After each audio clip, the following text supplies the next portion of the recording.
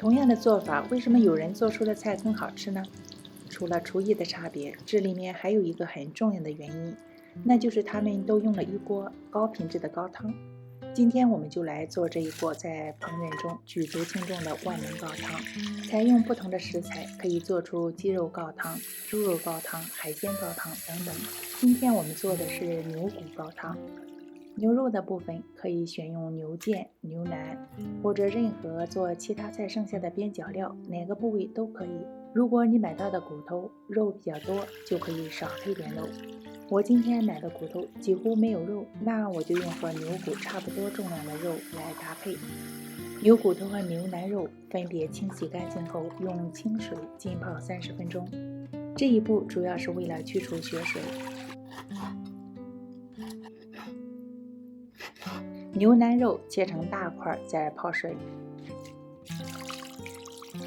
牛骨和牛肉泡出血水后，再清洗干净，放到大锅内，加入凉水，没过骨头和肉，开小火，慢慢的将水烧开，烧到水微开，还没有开的时候，撇掉不断冒出的血沫，记着要用小火慢慢烧水，这样可以更好的将血水逼出来。血水去除的干净，肉腥味就不会那么重。血沫撇干净后，就可以关火，滤出浑浊的血水。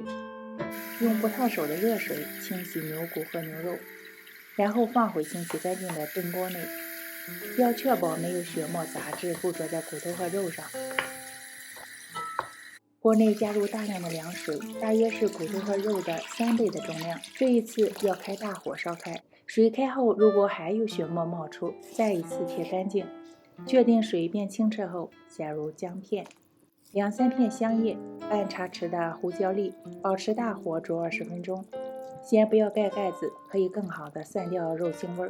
20分钟后转成小火，盖上锅盖炖2个小时。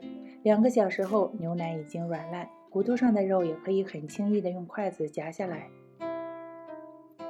我们把肉取出来做其他的用途，最后只剩下骨头，继续的小火炖煮2个小时。2个小时后，这时候的汤已经很浓，应该说我们的高汤就算熬好了。但是为了让高汤的营养和口味更加丰富，我会在这时候在汤里加一些蔬菜，胡萝卜、洋葱和西芹都是和牛肉非常搭的，每一样各准备一些，所有的蔬菜都切大块，放入汤锅，再次加热烧开。水开后盖小火，继续的慢炖1个小时，一直到蔬菜软烂，停火，将所有的蔬菜骨头残渣取出来。再用滤网将汤过滤一遍，去掉所有的残渣。盖好盖子，给它快速降温，然后放入冰箱冷藏。用之前将凝固的大油取出。做汤、炒菜、做酱汁，需要多少取多少，放到冰箱保存个3-4天没有问题。